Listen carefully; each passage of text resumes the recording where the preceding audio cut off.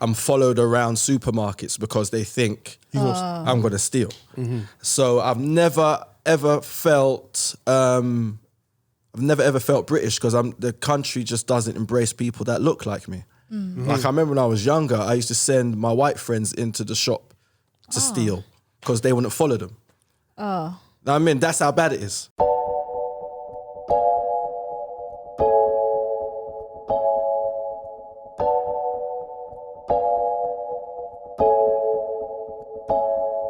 What's good, Uganda? It's your boy O'Shea Duke Jackson. Back at it again with another episode here of the REPAT podcast. And we are here for all your relocating, if it's to Uganda, any African country of your choice. We try to give you general information on that. But today we have a special guest, a brother all the way from London, and we have our co-host Jonita. Let me introduce her first. Yeah. Hi guys, the name is Jonita Maya, presenter on Kenganda, manager on Kenganda. And today, let's go ahead and introduce our brother. Yeah. Hey, hello everyone. I'm DJ Maintain from London. Been living in Uganda now for coming up to 4 years permanently. Okay. And I'm loving it. It's been good to me. Been good to me. Give him a round of applause. All right. So let me just ask you this, brother, because yes. Shout out to all the people in like London, South London, right? North London. North, South, East, West, Central. There's black Londoners everywhere, despite what you think. It's not all tea and crumpets. And you can get your ass whipped out there too. Straight, quick. Knifed up, like they're not playing with you. But I want to know this, brother, because, people want to know, like, when you come to Uganda, like, why did you come here? Like, we're trying to go there. How did you end up here? So, I came here. So if I've been living here so I came here about 6 years ago, and the woman I was dating, who's now my wife, I came out to see her. All right. She was here for 6 months. Came out to see her, and she booked me a few gigs while I was out here. All right. So my first gig was at Embers on 7th Street. Okay. And felt the vibe, met some really good people, and then I did a graffiti festival called Africans. Okay. Ran by Most Opten and another guy called Sparrow. They're both graffiti artists. Okay. And then I met a really core group of hip hop. Like they follow the 5 pillars of hip hop, with DJing, breakdancing, graffiti, knowledge, all of that. And I met a really strong core of friends. And then went back to London, telling everybody about it. And then Embers wanted to do a part 2 of the gig. I did, and the gig was amazing. We had graffiti artists in one room doing live graffiti. We had break dancers in there, just incorporating all the elements of hip hop. Came over, did a part 2, and then I made even more friends. I was getting taken around Kampala, being like, people really took me under their wing, and then went back, proposed to my girlfriend. Okay. Then what happened? She got a job offer here. Okay. International school, and the contract was crazy. It was like I would have been stupid to say no. Okay. And I was building a network. I was getting like a real strong crew of friends. So when I came out, everyone just showed me love, because the thing for me was I didn't want to come out here and just be given, get the privilege because I'm from London and I sound the way I do. I wanted to actually show I'm dope at what I do. So they appreciated that. Okay. Because they was telling me we get a lot of guys over here, they say they're DJs, we give them the gig and they're awful. Okay. And I was representing them to the fullest, and they appreciated the talent and the professionalism I brought. Right. So from there, they just banged under their wing and just looked out for me. Okay. So when I landed here, and I just hit the ground running, and it's just been like that ever since. Yeah. Okay. Experience has been good. Let me ask you this. When we were talking earlier, you said something that was profound, which is the topic of the day's show. Right. You said, you know what? You grew up in Britain. I know your parents are from the Caribbean. Yeah. One's from St. Kitts, one's from Dominica. Yeah. Okay. And so you said in Britain, you never felt, or in London, you've never felt British. Never. And the reason why we said it, because we have a lot of, stop the show, a lot of you African Americans in here talk about how American you are.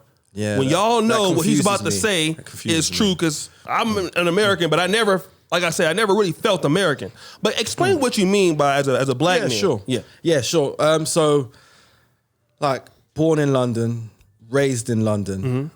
Everything about me, like, you know what I mean, is very, very London. Because and whenever I get into, for argument's sake, when I was younger, I get into argument, straight away they'll be told, well, just go back to where you came from. Right. I mean, what? Harlesden?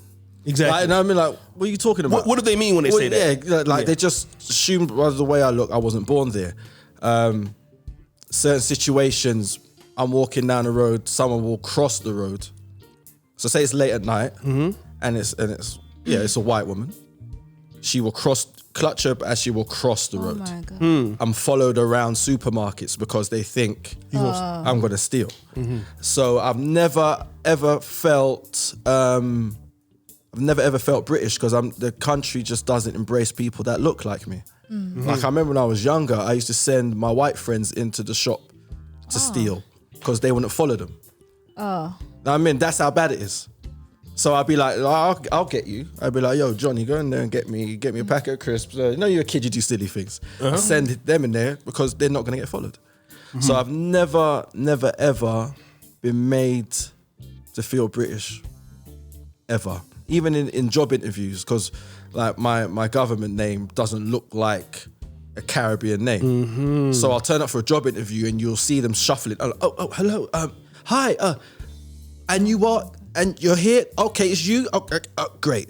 And I sit down and I'm like, I ain't got this job. You know what I mean? So it's like all those sort of, and it's not, I can handle someone getting angry, coming up wanting to fight me, calling me the N-word. I can handle that.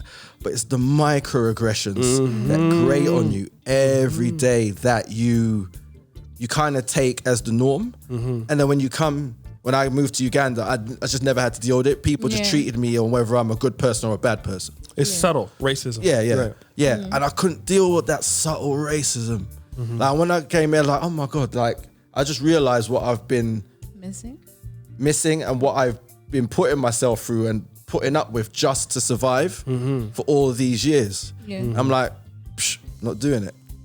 Not doing it anymore. I'm here. I'm staying. I'll go back, see family. I've got business over there still, so I'll work a few angles and etc. But in terms of living in London full time again, I don't see it for them. I don't see it. Now, you said you don't feel British, you know? Now you've come to Uganda and you feel like you're one of us or one of the people. Not so much one of the people. I'm just judged on me. Oh yeah. Yeah, like as like if I'm excuse my language, if I'm an asshole, then you'll call me that. Yeah. Right. Because I'm acting like right. If I'm a good person, you'll say he's a good person because I'm acting like a good person. I am not acting, I am. Yeah. But in London, I'm just judged. Boom, they look at me, see what, and I'm just judged already. Like you can't change anyone's mind. I come with all this supposed baggage. Yeah, so that's safe to say you've not experienced any form of racism in Uganda. Me? Yeah. No. Any form of white privilege, because when you speak, your accent tells me you're not from here. Have you experienced any indifference? You know? Yeah, I have experienced indifference in the sense that, like I'll get seen quicker. I'll just be real. Like if I'm at a bar, I say I was with you. Yeah. And you said, oh, Maintain's a DJ. They'll be like, are you available tomorrow? Can I speak to you tomorrow? And then just like that. Yeah, once I get my foot in the door, then it's up to me to prove I'm good at what I do. Yeah. But I feel like, you know, I do get a foot in that way. Yeah. But what I would say to that is in return is that I'm actually good at what I do. Yeah. I'm not trying to trade off the fact I sound like the way I do or I'm from London. I'm good at what I do. And I want to enhance the scene. You know, I don't want to take away from it. You know what I mean? I don't want to be like, oh, Maintain's playing there, but he's just there because he's from London but he's rubbish really. Yeah. I'm adding to the scene. Okay. And I mean, and I put my boys on. Yeah. So if I get a gig, all the warm up DJs are the Ugandan DJs I've met when I came here 6 years ago. So that I'm very, very aware of that, and I'm always will do that where I can. Yeah. I want to kind of build on next. I lived in Poland. Oh, what? It's crazy. I lived in Poland for 6 years. Wow. And Poland is what was that like? That's another video, but yeah, okay, I still have residence there, but I definitely felt I was doing pretty good. Y'all know I'm not that broke, so I was doing all right. And I lived in the United States. I was educated. Yeah. In the California State University, and went to HBCU. I did everything right. Yeah. But when I'm here in Uganda, just like you said, there's a documentary that was made about African Americans in the 1990s. Our elite class of people that went to Johannesburg. Right. And were doing great things. It was called Black with No Borders. Okay. And it's basically what I'm talking about here. Because people in America, they don't understand, like, well, why are the African immigrants coming here to London if it's so great? And why are they doing here? But for people like us, it's like, all right, I want to work hard. There's no ceiling here for me. I see it all the time. Successful Eritreans. We're talking about the brother that owns... Holy Crep. Holy Creek. They're so inspiring. Yeah. They were in London, and then they came here. Yeah. And here... London and Boston. Right. I know for a fact, like, if I'm great and my talent is good, eventually the opportunity is going to... Even in the United States, there's opportunities. Yeah. But here, I know it's not based off of, well, you're black. Yeah. You can't have this. Or you could come back another time. Yeah. Here is if you can do or bring something to the element and you're good. Yeah. Hey. Yeah. They'll want to make it, they'll exactly. Yeah, and people don't understand that in the States. Yeah. No. And I think it's to do with what we were speaking about earlier off air. It's the way Africa has been portrayed to the world. It's very negative. Like, even to the point when I was growing up in school, if somebody said to me, "Oh, are you Nigerian?" I was when I was younger and I didn't know any better, I would take offense because of the way Africa has been portrayed in the media in where I was growing. I could only speak for where I grew up in London. It's awful. Awful, and it needs to, like, I know, it's like better representation. Can I have an question? Yeah, sure. There used to be a real big beef between the Caribbean community and the African community. Oh, big time. We gotta do a podcast on that because people didn't know. Huge. Yeah, huge. So it's always like even the African Americans versus the Africans, that beef was going on. It was going on. But the big beef was really between the British Caribbeans. Yes, it was big. It was huge because it was always this argument. They'd call us slave babies. Oh God. And they'd be like, well, we can trace our lineage through our surname. Can you? And it was always that. And then we'd respond with, okay, well, you've got a massive continent, you've got all of that, but my small little island probably makes as much as your country. And then there's back and forth. But it's all sort of back and forth arguments through the way we've been represented by people who aren't us. So we're arguing, basically, we're doing the job for them, like, the separation element of it. So when I was growing up, it was all of that all the time.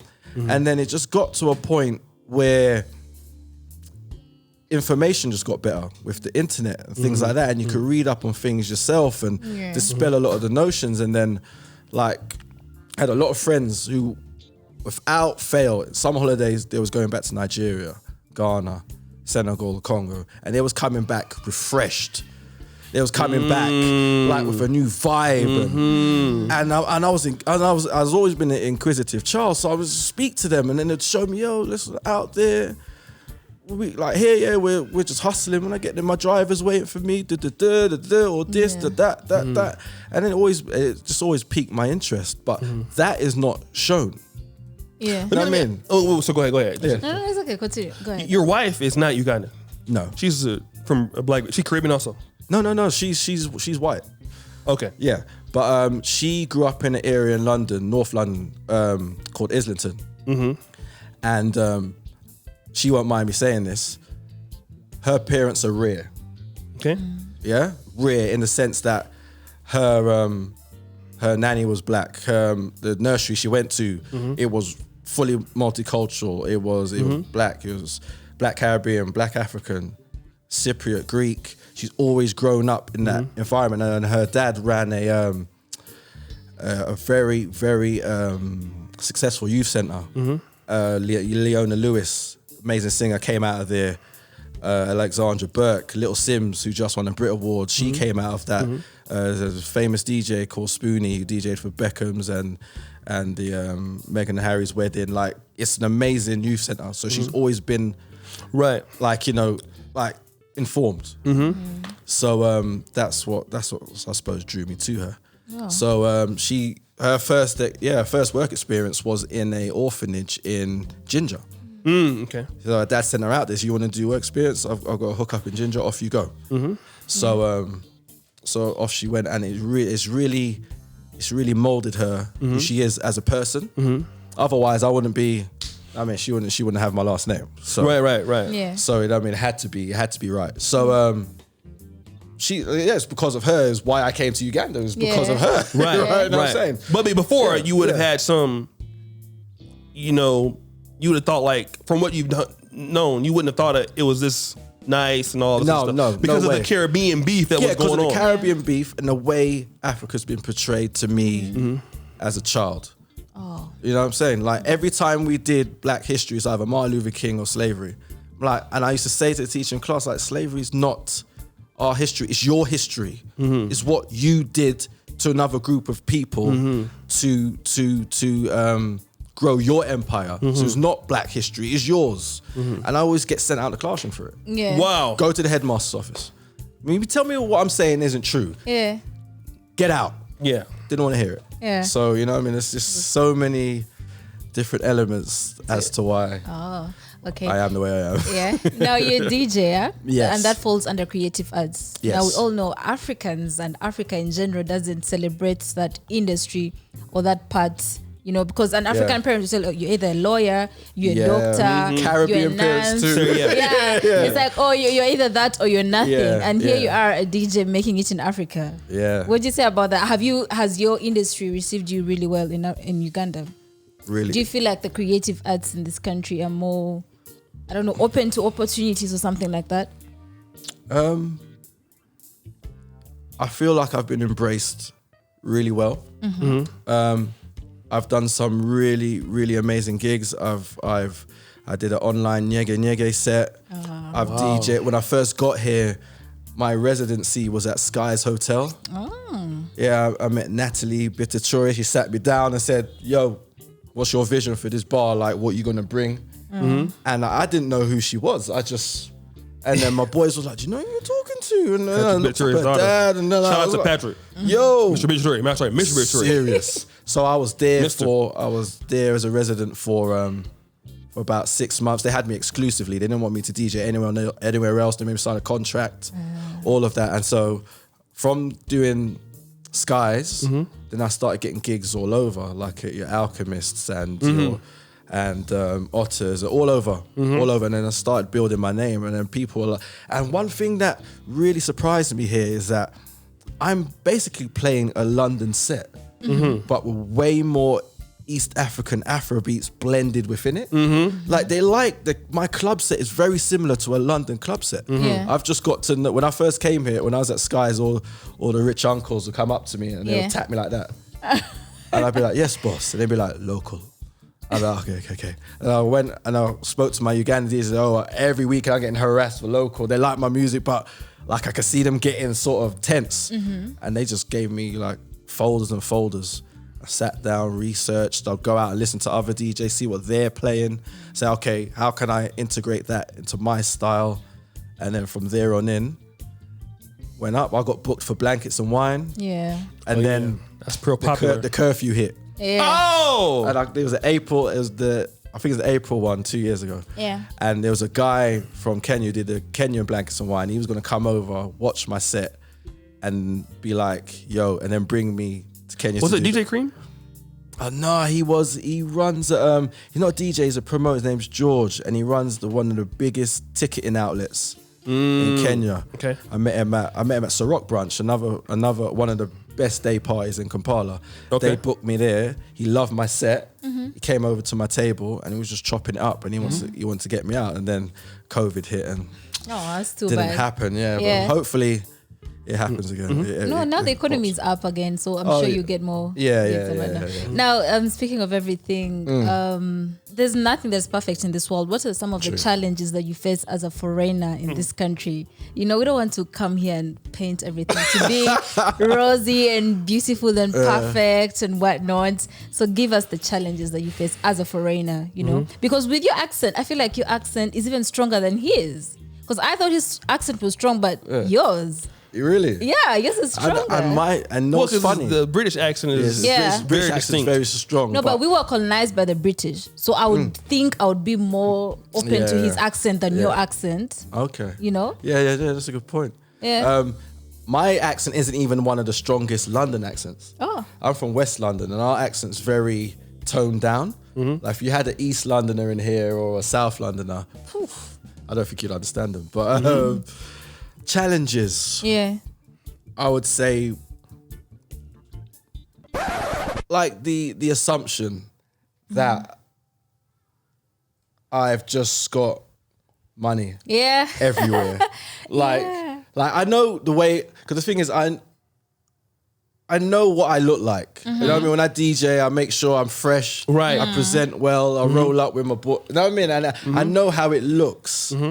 But they just seem to think that, you know, the London, the streets are paved with gold, and, and I was born with a silver spoon in my mouth because I sound like how I sound. The Queen's nephew. Yeah. James Bond, the first one. Yeah. Exactly. The first black James Bond. You know what I mean? And it's not the case. And then when I say like, nah, bro, like I don't even really know you like that, and they think I'm being rude or something like that. Oh, you have it, just give.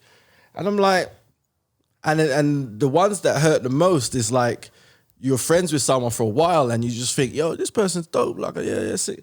And then boom, the money question comes 6 months later and you're like, oh man, you just sweetened me up. Yeah. And those are the ones that really, really, and I'm like, yo, because the funny thing is most of the elite, I know you want to talk about the issues I have being here, but most of the elite things I do, I did for the first time in Uganda.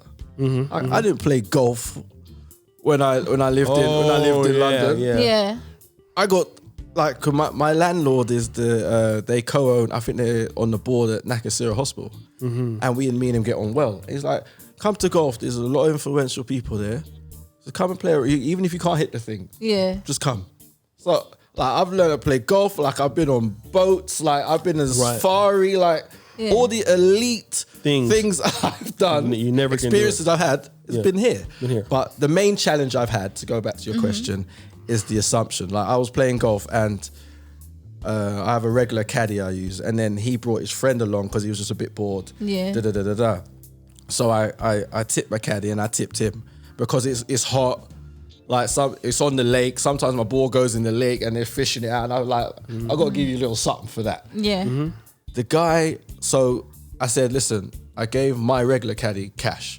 I said, I got no more cash, I'll mobile money you.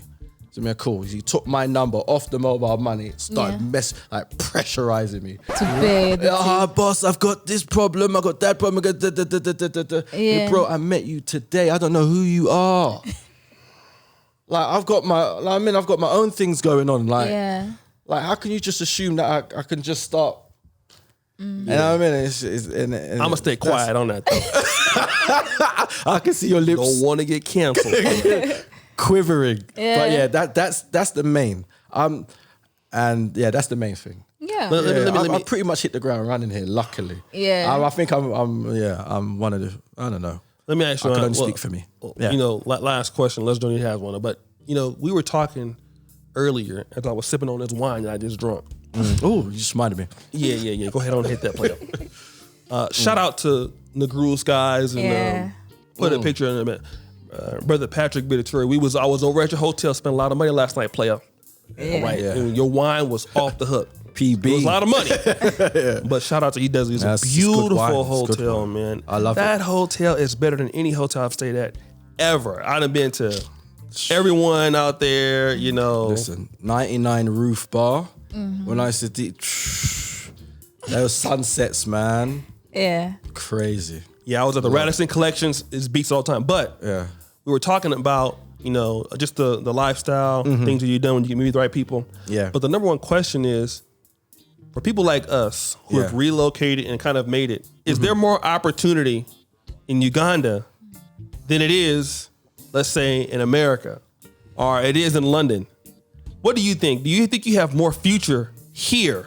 Oh, 100%. Why do you say that? Because London, especially where I'm from, probably the same where you grew up, is oversaturated. And to get a space or rent a building to do whatever it is you want to do, whether it be a bar, restaurant, a mixture of the two, nightclub, clothing store. In London, you got to get through so much red tape, and it's probably already been done already. Okay.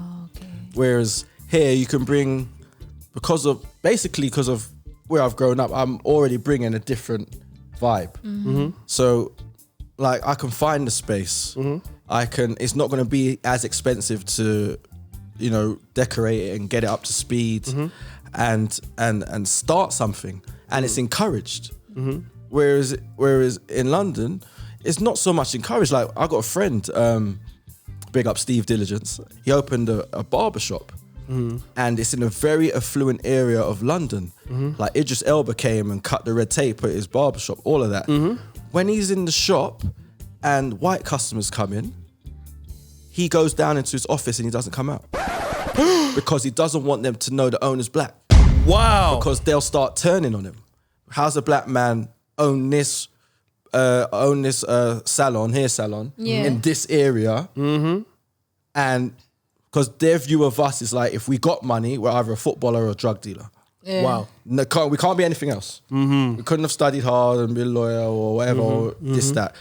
If you're black in London and you're rich, you either play football or you're a drug dealer. So he stayed. I went to see him to talk business, and one of his customers was coming downstairs to use the bathroom, and he dragged.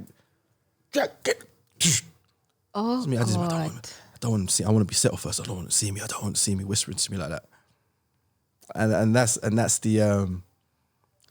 you don't have that here. And I mean, you've got the collateral. You've got the money to do it. Okay, Just there you go. Yeah, Go out there and prove yourself. You can't pay the rent 1 month. Okay, then you're out. Yeah. It's done, isn't it? But if Come you back could, when you got the money. but you can do it. You're encouraged. You're like, There's no redlining here. Yeah. exactly. So that's why I feel there's way more opportunity here. And for me, it's inspiring because in London, I just see, because it's just a white country, innit? So I'm just seeing white business after white business after white business. But here, we was just talking about Paul Bittichore, we're talking about Kush Lounge, we're talking about Holy Crep. You know, we talk about all these things, and because you see people that look like you doing it, you are then inspired. Like, let me just say this. We went to Negru Skies. Joan made me go spend some money on her and everybody else last night. It sounds like something Joan would do. It was about force. No. I didn't want to do it, but it's about force. Yeah. But just to see a brother that looks like me, and I watch his channel faithfully. So Patrick, let me produce your podcast, player. I mean, we do it for free because you the OG. If you just like I said, but when you see how that man built that in 2014, and you see how lovely, I've never seen any hotel that looks like that. I'm showing my mom. My mom is kind of biased towards Africa still. Yeah, my mom too. And I'm showing her like, do we have a hotel like this in Sacramento? She's like, it's f***ing beautiful. I have, and you look at black people doing things on the international standard. Like Negru Skies and his other hotel, the other Protea over there by Keisha Mall. Yeah. Is that his as well? That's his. Yeah. I never knew that. Marriott. Yeah, opposite Kush. Yeah, You know, that's the one. Yeah, And guys, Negru Skies Hotel is one of the best hotels I've been to. I've been all over the world. Brazil. You know, there's nothing that I would say the things we got. I can afford any hotel room I need to go. Vegas, I think the only hotel that might have that maybe is like maybe Luxor or latitude. Something in Las Vegas. Yeah. You go to Las Vegas, wind, the wind, the Tropicana, something like that. That's a different. Yeah, but if you put in the groove skies there, it wouldn't be out of place. It wouldn't on be the strip in Las Vegas. It wouldn't be out of place at all. I'd have been to the hotels, the Pepper Mill in Reno. Got a lot of memories of Pepper Mill. But Harrah's, he's right there. Yeah. And I try to tell people that, but Negroes. To coin a phrase is Africa's been done dirty by the outside world. Yeah, it's bad. Yeah. Like I went to Zanzibar.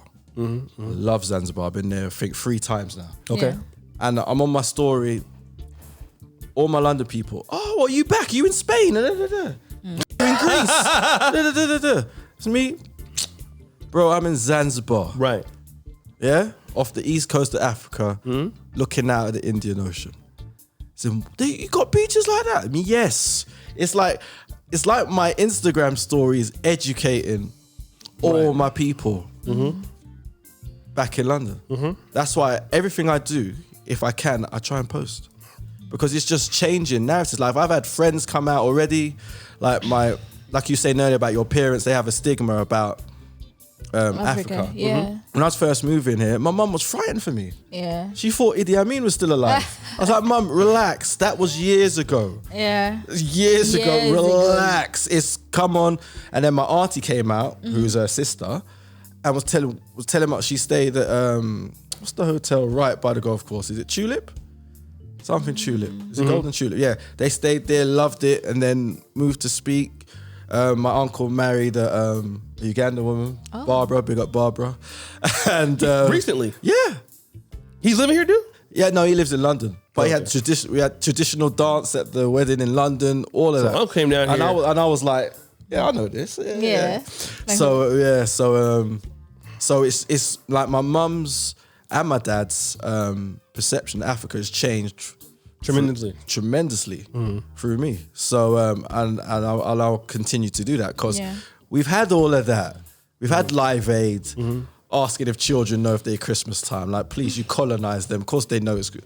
You know what I'm saying? Right. Yeah. So it's time for the narrative to change. Yeah. And if I can do that, and then it makes and it changes other people's opinion. Great, because I had so many friends from London that have come over on the strength of what I'm doing out here. All right, and Yeah. Now you've been to other African countries, right? No. Oh, really? But I went to Egypt for a day. Yeah. I was in Sharm el Sheikh, and I was chilling in the lobby, and one of these what they call reps. Yeah. Do you want to go to Cairo? Oh. Yeah, cool. I flew out to Cairo, saw the pyramids, spent the day there on the Nile at Hard Rock, came back. So Okay, I just wanted to ask, if you had one word to describe Uganda, what word would that be? Wow, one word. Yeah, just one word, right off the top of your head. Luscious. Oh, okay. Luscious. That's a first. Okay. That would be my first word. You look shocked. No, it's okay. No, we didn't expect that word to be associated with Uganda, but who knows? And on that note, we're going to end the episode. I hope that everyone liked it. I hope that you do like this video and subscribe to our YouTube channel and tell the people they can find you. Yeah, where can they find you? Yeah, so my name's no one really calls themselves DJ Maintain. So if you just Google DJ Maintain, everything will come up. My Twitter, I mean, at DJ Maintain, DJMAINTAIN. Everything will come up. And those who want to approach you for gigs or something. Yeah. Just best can place. DM you? Yeah, DM. Yeah. Because my Instagram profile's open. Yeah. And my email is linked, so you can just DM me or click on the email button and holler at me like that. Yeah. I'm always on my laptop making music or receiving songs. Yeah. To sort out for gigs, so I'll always catch it. Yeah. So yeah, that's the best way. We did listen to one of your sets and we loved it. So I hope someone out there is lucky enough to contact you. We might bring the Club Kinganda back. We talking about it right now, so y'all love that. I'm there for it. Yeah. I'm Say the words. Gonna be tricking. You know how I do.